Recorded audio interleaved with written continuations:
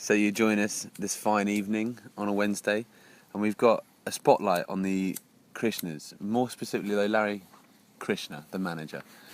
So Larry, can you tell us a bit about your initial expert history? How did you come to the game? You want to go that far back? Right, well, I think it was it the first year of college we started playing it? I think so, yeah. First year of college. I had the original team, the Llamas of Lazar. I was doing quite well with them, they were quite nice. Had a couple of really good players, notably was Patrick Ashley. He was Big name. One of the best players, let alone defender. That takes me back there. It does, I bet it does. Mm.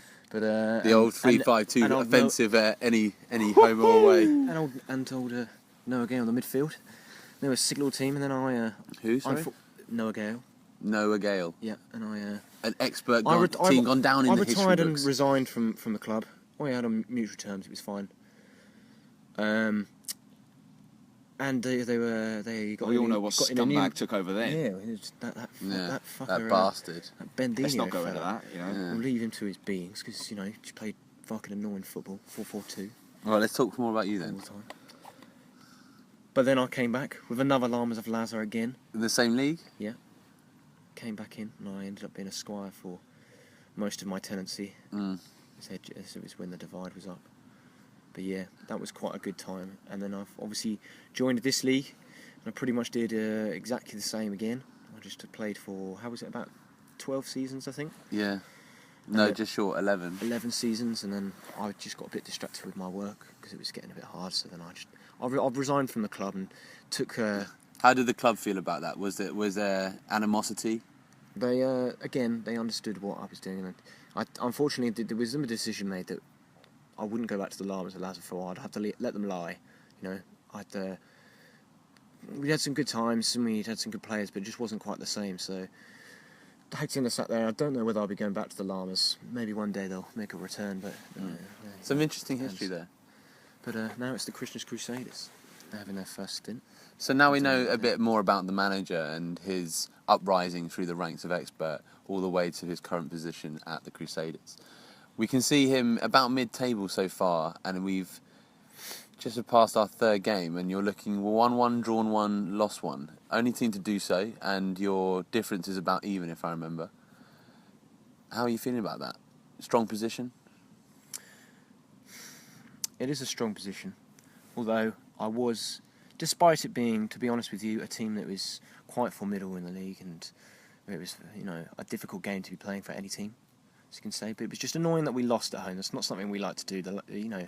Crusaders have a great passion keeping their home integral. And last season, I don't think we actually lost a game at home, so we kept it quite decent. But to lose third game, as I said, it was the Burkers. Their midfield played an average of 17, which is pretty, unreal. There's nothing much you can do to that. So, but famously, the history between these two clubs has gone back. You did the double on the Burka last year. The last year they did the double on you. This year's looking a strong start for the latter. But let's not forget, seasons ago, that they were both fighting as squires for the epic Lord's title. How do you feel you as a manager have progressed from that point to this, when going into these sort of games with Jackalers? Well, personally, I always see them as a fierce rivalry. I always very much look forward to playing Jackalers and taking him on, and there's always a lot of build-up, a lot of tension, and many of them have happened before. A loss at home has happened. It's not that much of a shocker, but it's just something more as a team-based thing. It wasn't so much losing to Jack. It was just you don't want to lose at home. It's that never want to lose feeling. at home. So, that's the Lord's mantra. I've played you both now, so you can both know this. But my form. The floor recognises. Athletic Bilbo manager, A. Norman. Yeah, you didn't introduce me, you dick. I'm sorry, well this is a spotlight on Larry, but he's getting you involved, so I thought I might introduce you. My form got hit quite bad, and it dropped from average of 14 down to 12. I got hit quite harsh, but I got a lot of form training on, made a bit of money. For some reason, I got a bonus from the main sponsor 2 days ago, which very much confused me, because the bonus comes from... Larry's I got it through today. He's actually breezing on his spotlight. I got it through today. Just keep it short and simple. Where you could chop and paste. I'm not It's not breeze, but I was going to ask a question to the floor more from me. Is that the manager on a spotlight is asking advice from the journalist? Well, I got 300k bonus this morning. Maybe you just got lucky. I didn't get an email or anything. It just gave me a 300 grand bonus It's not what you get for the press. So I was very confused by this morning when it came through. Oh well. I don't know whether anyone could shed any light. I didn't get any mail or anything like that. I can't shed any light. So that was a shocker. Maybe something to the listeners at home. If they But how do you feel text as into a the manager? show, You have progressed from that point to this. from the point when the rivalry started, or Yeah. as a stronger manager, I've got the best team I've ever had. I think that's down to their development and the way they've worked, and very happy with that. And to be honest with you, I think just like we were last season, we've just got just as much of a chance to win the league as we did last year, and I think we can drive to keep going and progressing even further, for me as a manager as well as the team. I think we could try and go for the title. I mean, as we've seen by the last game, it's fierce out there in the Lords. It's a difficult challenge. You can lose 2-0 at home. So, you've got to see if we can recover well, pull it through maybe to the second half of the season, see what we can do about Jackless that time round, and carry it on forth. I see you've got some other business to attend to, so I'll leave the interview on pause just there. That's quite right, you can carry on. Okay. Normally, have you got any thoughts that you'd like to hear from LarryKrishner as a manager? What would you want to know about? How does he tick? What do you want to know about his work? What I'd like to know is his club philosophies. You know, what he stands for, what he's looking to do with the club, what he's aiming for. What's his ethos? What he's looking for the future. What his club's about. Pray do tell. Well, my team, I was going to say it's getting to a transition phase. On a scale of 1 to 10, between when you start with a very young team to 10 where you break it down, that's where you've got to start again. I'd say we're reaching about a 7 now, maybe an 8. Okay, we've got quite a few old players, but we've got quite a lot, like some 26 10s and stuff that are going there, so they've got a few good seasons in them. We've got some good youth coming through, but I think the problem is that there are other good teams in the league that I've got to play, and they'll keep progressing as I will. So I don't think I'll ever win a title at the moment. It might not happen. I think it could, because I nearly did last season, but it's going to be a difficult challenge, I think, going up for the next one. I don't think I'm going to drop down to a youth team until other people perhaps do as well. So Jack. what I'm hearing from I can try and get a title challenge. What I'm hearing from you is you feel you're a club that is still in the workings. Its ethos is progression first, not looking to take titles or trophy just yet. You're focusing on the future. That's what I got from your answer. Am I right? Yeah, I am kind of focusing on the future, and I think we did really well last season. We had a really good change report, so the boys have really gone in focusing on their form this season, really wanted to develop more, especially my man Alvarez in the middle. They did a double last season, got from a 25. I think you should maybe be looking to build on your very admirable finish from last season. Let's think about that. Won the bloody thing. What were your projections from there? Yeah. What were your projections having come, as a title contender, come the last game of the whole fucking season? I did just maybe it's just obviously I will show confidence for the boys, but I think we all got hit quite hard by the loss was the thing really. But we as I say, we want to recover well from it. We want to carry on, and I think what we've got to look to really next time is look at how we played against the Jackalers. Really look back at those games, really analyse it, and just try and get the one back next half of the season. Because I don't doubt the man going on and winning a lot of games. So we're going to have to make sure that when we come back, we go fierce against them, and we really get that win back, and they'll keep us in contention with the Burka. But I think I've got a good chance against most other people. There are some other managers that I'm going to proclaim it out there. I'm not the special one, but some people are very predictable in what they play. I'm not going to mention names, because I'll give away my sources, otherwise I don't know what to do. But some people are very predictable what formations they play. I think we're tactically quite secure in our club.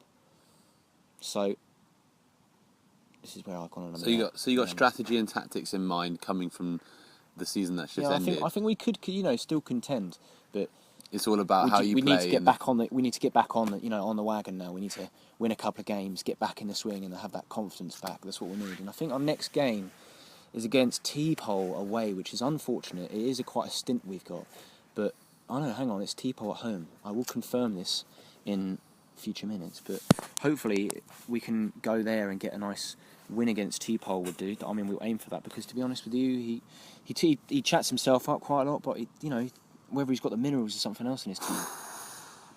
I mean, Big words. Big words. I mean, I Big think words. his team's was quite comparable to mine. Comparable, is that the right word? I think so. Comparable. Comparable, thank you. So I think I've got a good chance against him. Maybe not necessarily a win, but, you know, points. It's the main thing. The worst thing is just not getting any points. But again, let's From nowhere. not focus on other teams. Let's think more about the heart of the club. Right. Where did you get your name from? Krishner's Crusaders. Well, have you looked at our logo? The man in the middle is our LarryKrishner. Okay. He's a very interesting fellow who preaches good wisdom and wealth to the players and really speaks upon them really well as a manager. He does have some interesting theories, and the scandal that the press released about the celebration at the end of the league last season was Scandalous. Scandalous was quite controversial. We did have serious words with Anscombe about it. Did have serious words with Krishner. Well, the GA almost threatened to give him a 10-point deduction if I remember rightly. Can you believe that? Sick of me. So it was What is your favourite noise? my favourite noise.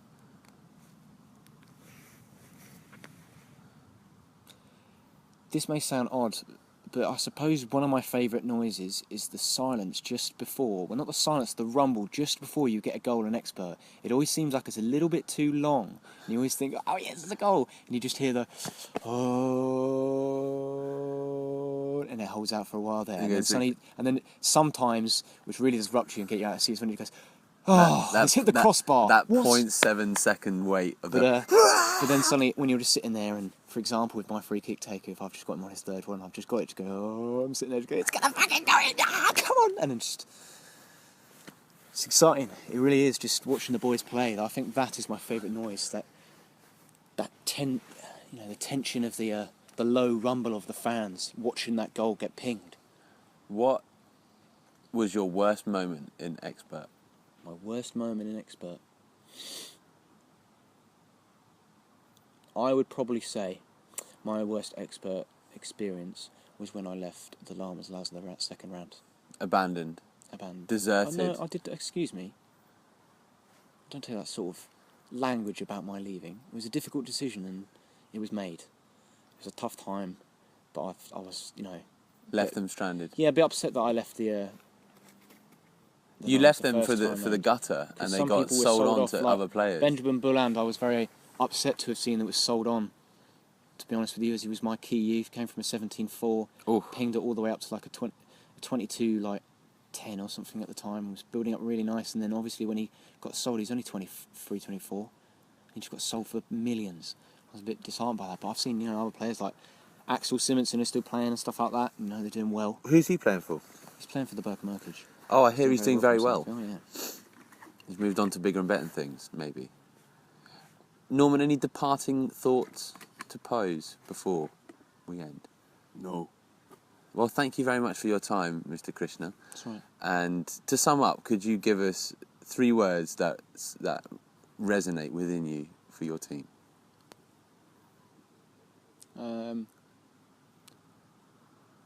Courage. Cock and piss. No, I would unfortunately not imagine. those two. Drive. And